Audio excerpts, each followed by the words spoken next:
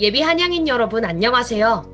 2023년도 한양대학교 전공 안내를 맡게 된 철학과 이유정입니다.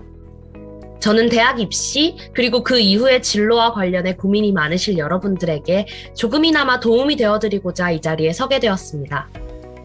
철학이라는 이름이 주는 생소함 때문인지 많은 사람들이 철학과를 어렵게만 생각하시는데요.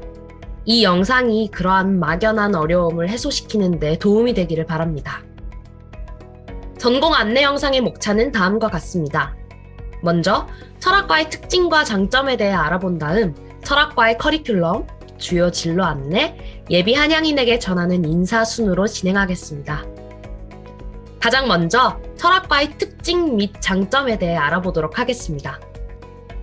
철학이라는 학문을 한마디로 정의해보자면 모든 학문의 뿌리가 되는 학문이라고 할 수 있습니다. 우리가 살아가는 현대사회에는 인류의 문명이 발달함에 따라 점차 학문이 세분화되면서 다양한 종류의 분과 학문이 생겨났지만 모든 학문이 처음 생겨나던 예전에는 인간과 세상에 대해 알고 싶은 많은 것을 오로지 철학을 통해서 얻을 수 있었습니다. 다시 말해 오늘날 세분화된 모든 학문의 출발점이 되어준 인간과 세상에 대한 근원적인 질문이 곧 철학이라고 할 수 있습니다. 철학이라는 이름이 우리에게 생소하게 느껴지는 이유는 바로 철학이라는 말 자체가 일종의 번역을 거쳐 만들어진 용어이기 때문입니다. 철학을 의미하는 영어 단어인 필로소피의 어원을 살펴보자면 고대 그리스 시대까지 거슬러 올라가게 되는데요. 고대 그리스 시대의 철학이란 사랑하다 라는 뜻의 필로스와 지혜를 뜻하는 소피아의 합성어라는 것을 알 수 있습니다. 따라서 철학이란 바로 지혜에 대한 사랑을 의미하는 것이죠. 이는 앞서 설명했던 것과 같이 지혜라고 부를 수 있는 모든 학문의 근간이자 어쩌면 모든 학문 그 자체가 바로 철학이라는 것을 의미합니다. 이처럼 철학이라는 학문의 추상적 성격 때문에 철학이라고 하면 왠지 골방에 틀어박혀 깊은 사색에 몰두하는 이미지만을 떠올리는 분들이 많으실 텐데요. 사실 그렇지만은 않습니다. 철학 자체만으로는 실용적인 학문이라고 할 수는 없겠지만 실용적인 성공의 바탕에는 늘 철학이 존재했습니다. 실제로 마이크로소프트의 창시자 빌 게이츠, 애플의 창립자 스티브 잡스 등 성공한 기업가들 또한 인문학과 철학을 강조했으며 영화배우 이소룡, 백남준 등 독창적인 예술 세계를 구현해낸 예술가들 중에 철학을 전공한 사람들이 매우 많다는 사실을 알고 계셨나요? 철학을 비롯한 인문학에 지대한 관심을 가지고 거기서 얻은 통찰을 본인의 분야에 녹여내는 것이 그들이 성공할 수 있었던 핵심 요인이었던 것입니다. 이처럼 철학과에서는 창의적 사고와 명석한 논리로 세계와 인간에 대한 지혜를 통찰하는 힘을 기를 수 있으며 자신만의 가치관과 세계관을 확립하여 체계적 사고력과 주체적 결단력 또한 기를 수 있습니다. 이는 학문을 공부하는 데에 있어 가장 근본적인 태도이자 개인의 독창성과 창의력이 더더욱 중요해지는 현대사회에 있어 매우 중요한 역량입니다. 그렇다면 철학과에서 구체적으로 어떤 공부를 하기에 그러한 역량을 개발할 수 있는 걸까요? 다음으로 철학과의 세부 커리큘럼에 대해 알아보겠습니다. 한양대학교 철학과의 커리큘럼은 크게 철학사, 전통철학, 응용철학의 세 분야로 나눠볼 수 있습니다. 가장 먼저 철학사 수업에서는 고대 사회에서부터 현대 사회까지 이어지는 주요 철학 사상의 흐름을 개괄적으로 배울 수 있습니다. 동서양의 역사가 다른 만큼 철학의 흐름 또한 동양과 서양이 다르기 때문에 철학사 수업 또한 동양 철학과 서양 철학으로 나누어 진행됩니다. 저학년에서 고학년으로 학년이 올라갈수록 보다 구체적이고 세밀한 관점에서 공부를 하게 됩니다. 얼핏 보기에는 같은 내용을 계속 반복하는 게 아닌가 싶으실 수도 있지만 철학은 역사와 떼어놓을 수 없기 때문에 구체적인 사상을 공부하기에 앞서 그러한 철학적 사상이 제기된 맥락을 살펴보는 것은 매우 중요합니다. 다음으로 전통철학 분야는 철학의 전통적인 세 분야인 형이상학, 인식론, 가치론에 대한 수업으로서 철학을 보다 깊이 있게 연구해 나가기 위한 기초 역량을 쌓아가는 수업이라고 할 수 있습니다.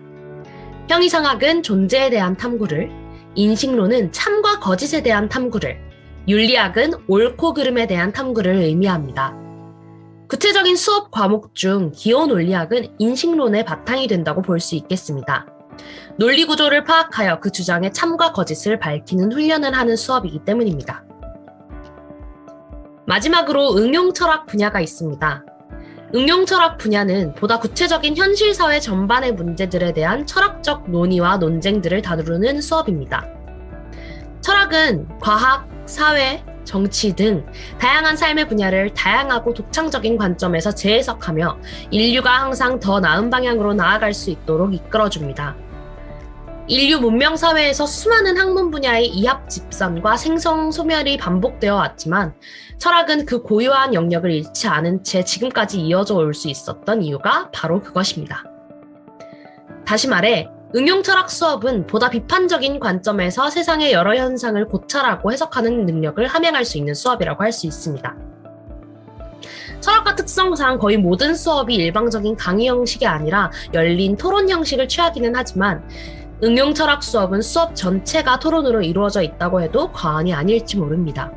연구 주제 선정부터 결론 도출까지 주로 학우들 간 토론으로 이루어지며 그 과정 속에서 때로는 저명한 철학자의 이론을 거침없이 반박하기도 합니다. 다음으로 전공 핵심 과목 중 하나인 기호논리학 수업을 간단하게 소개해드리겠습니다. 기호논리학은 언어를 사용하는 일반 논리학과는 달리 말 그대로 말 속에 숨어있는 논리를 언어가 아닌 기호로 부호화해서 논리구조를 파악하는 논리학입니다. 수학에서 사칙 연산의 연산자의 공식을 적용해서 정답을 구하는 것처럼 기호논리학에서는 언어를 부호화한 기호의 연산 규칙을 적용하여 주어진 명제로부터 결론을 도출해내게 됩니다.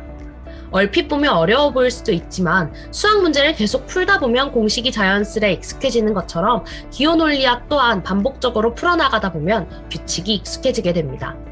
느낌으로만 이해했던 논리를 눈에 보이는 깔끔한 구조로 풀어낼 수 있다는 게 기호논리학의 가장 큰 매력이라고 할 수 있습니다.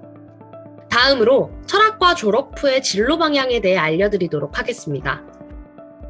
철학과 졸업 후 진로는 크게 두 갈래로 나뉩니다. 하나는 학업을 이어나가기 위해 국내 대학원에 진학하거나 해외 유학을 가는 것이고, 또 다른 하나는 사회의 다양한 분야로 진출하여 자신의 역량을 발휘하는 것입니다.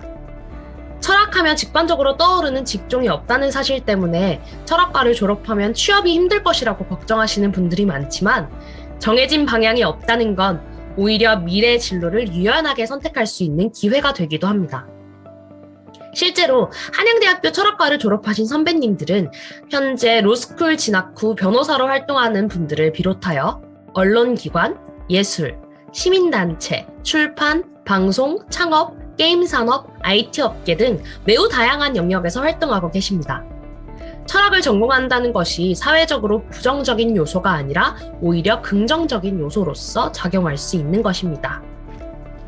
어떤 길을 걷게 되더라도 우리는 끊임없는 불안 속에서 흔들리게 됩니다.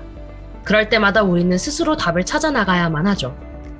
살아나가면서 중요한 것은 의미를 찾아가는 일이라고 생각합니다. 어떤 일을 하게 되더라도 삶의 의미를 놓치지만 않는다면 여러분은 분명 스스로에게 떳떳하고 행복한 삶을 살 수 있으리라 확신합니다. 요스타인 가하더의 소설 소피의 세계에는 이런 말들이 나옵니다. 우리에게 필요한 단 한 가지는 놀라워할 줄 아는 능력이야. 철학을 하기 위해 우리에게 필요한 건 단지 놀라워할 줄 아는 능력일 뿐입니다. 이 세상의 많은 것들을 보고 놀라워하며 질문을 던져본 적이 있다면 여러분은 이미 삶 속에서 철학을 실천하고 계신 거라고 볼 수 있다는 것입니다. 이번 영상을 통해 막연히 어렵게만 느껴졌던 철학과 조금 가까워질 수 있었기를 바랍니다. 예비 한양인 여러분들의 꿈을 응원합니다. 감사합니다.